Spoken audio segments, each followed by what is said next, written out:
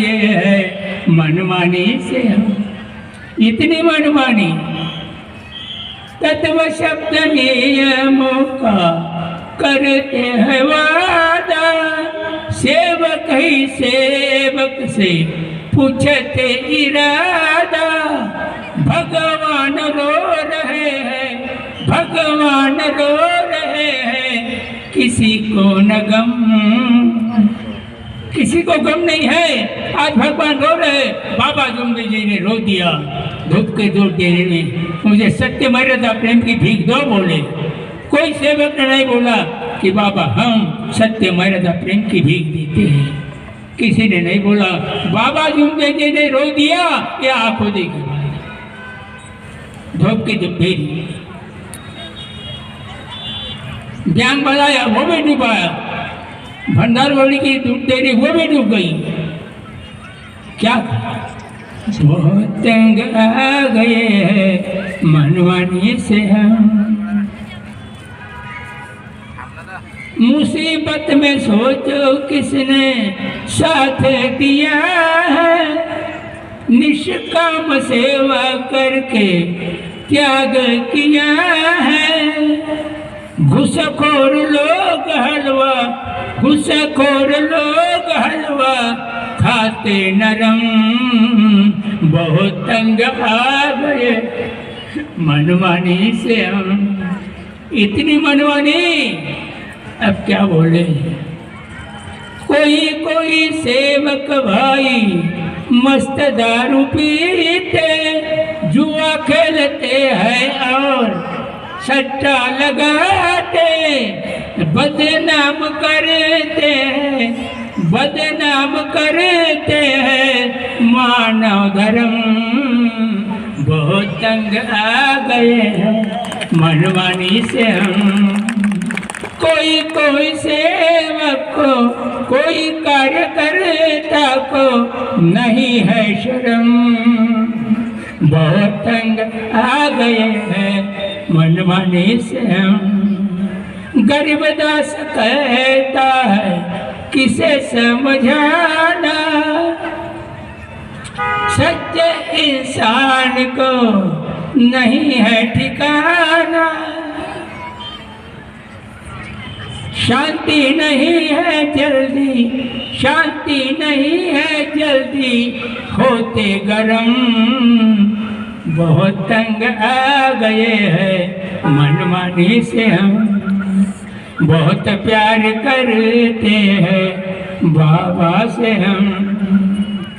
कसम चाहे ले लो, कसम चाहे ले लो, खुदा की कसम। बहुत प्यार करते हैं तुमको सनम, बहुत प्यार करते हैं तुमको सनम। भगवान बाबा हनुमान जी की जय, महान त्यागी बाबा जुमदेव जी की जय। परमात्माए बाबा ने मुझको कवि की पदवी दिया भिवापुर में, काशीनाथ कुश्ती के यहाँ, और सरकार ने मुझे पदवी दिया समाज कल्याण शायर की पदवी दिया। मेरे बाबा हनुमान जी ने, बाबा जुमदेव जी ने आकाशवाणी पे कार्य किया। मेरे बाबा की कृपा से 15 कार्यक्रम हो गए आकाशवाणी, और दूरदर्शन केंद्र पे 7 बार पोवाड़ा हो गया।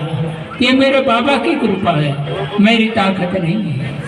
आज मैं जो आया हूँ यहाँ पर, ये बाबा की कृपा से आया हूँ। बाबा कार्यक्रम आपका है, घराने वाले आप। बरोबर क्या वेळा काही नाही। जेव्हा मार्गदर्शन सुरू झालं, आम्ही भटनासाठी बसलो आणि मार्गदर्शन सुरू झालं, आम्ही उतरून गेलो।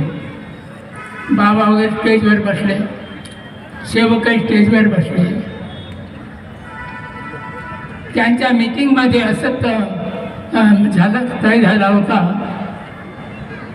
भंडाऱ्याचे वैरागळे गुरुजी यांना बोलवायचं पण मार्गदर्शन करू द्यायचं नाही। ऐन वेळेवर त्याच्या सेवकाने वैरागळे गुरुजी राहणार भंडारा कार्यकर्ता. ऐन वेळेवर त्याला मार्गदर्शन करायला लावलं. सत्य अनुभव आहे. आणि पूर्ण स्टेज झोपला. पूर्ण स्टेज बाबा मागं गंडले. ही पाहिलेली गोष्ट आहे. बाबा मागं गंडले. जेव्हा आम्ही भेटण्यासाठी बसलो तर काहीच नाही. पण जेव्हा वैरागळे गुरुजी मार्गदर्शनाची सुरुवात केली त्याच वेळेस तो पूर्ण स्टेज पडला. पूर्ण पडला एवढाही. तेव्हा मी सातवण्याला राहत होतो. त्याचे नाम बाबू हटवारच्या घरी. मग मी विचारायला गेलो शहापूरला. मी म्हणलं बाबासोबत एवढा वर्ष फिरलो. 13 वर्ष सुरत, मुंबई, महाबळेश्वर, खेळोपाडी, मोगर कशा, गिरड, शिस्ती, हैदराबाद, हिंगणघाट, पुरा खूप फिरलो. तेव्हा काहीच नाही झाला. हा झाला तर काहून झाला. तेव्हा सांगितलं की वैरागळे गुरुजीला बोलावं पण त्याने मार्गदर्शन करू द्यायचं नाही. आणि ऐन वेळेवर त्याला मार्गदर्शन करण्यासाठी लावला. पूर्ण स्टेज झोपला. हा सत्यानुभव आहे शहापूर. आता बाबा दुखी काहून झाले.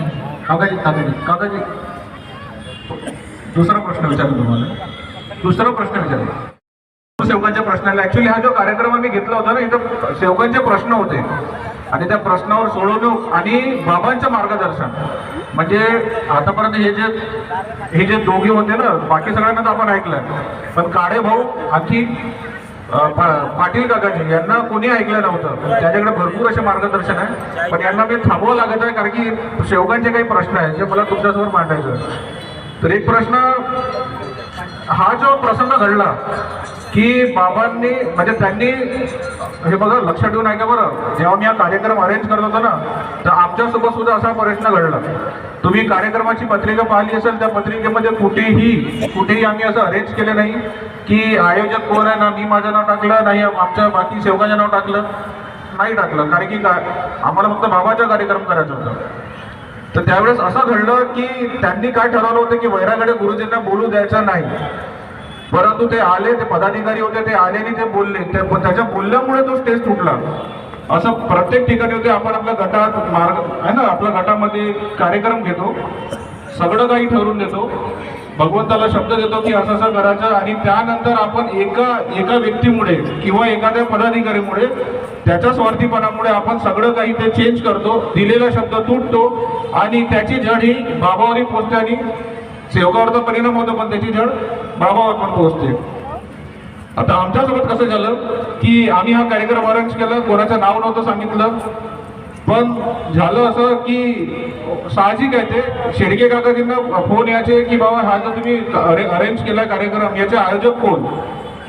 तर ते म्हणे की तुम्ही आयोजक म्हणून आपली फोटो म्हणजे आयोजक म्हणून आपले नंबर वगैरे टाका.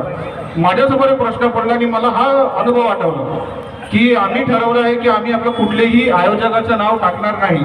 परंतु शेडके काकाजींना दुसऱ्यांचे फोन होते, तेही त्रासून गेले की आयोजक कोण. आणि जर आम्ही भगवंताला ठरवलं की आम्ही आयोजक सांगणार नाही आणि पुन्हा बाबाच्या निवासाला पत्रिका दिली त्यानंतर चेंजेस करणं म्हणजे मे बी का होईल. तर आम्ही चेंजेस केले नाही, त्यांना रिक्वेस्ट केली आणि ते ऐकले आणि आज हा कार्यक्रम होत आहे. बरं, या प्रसंगावरून बाबांचे मार्गदर्शन मी तुम्हाला ऐकवतो. बाबा काय म्हणायचे जेव्हा असा प्रसंग घडला तेव्हा. गॅस, दुसरी चांगली गॅस आणली, पेट्टी गॅस मंडपात आली आणि भिजवून गेली.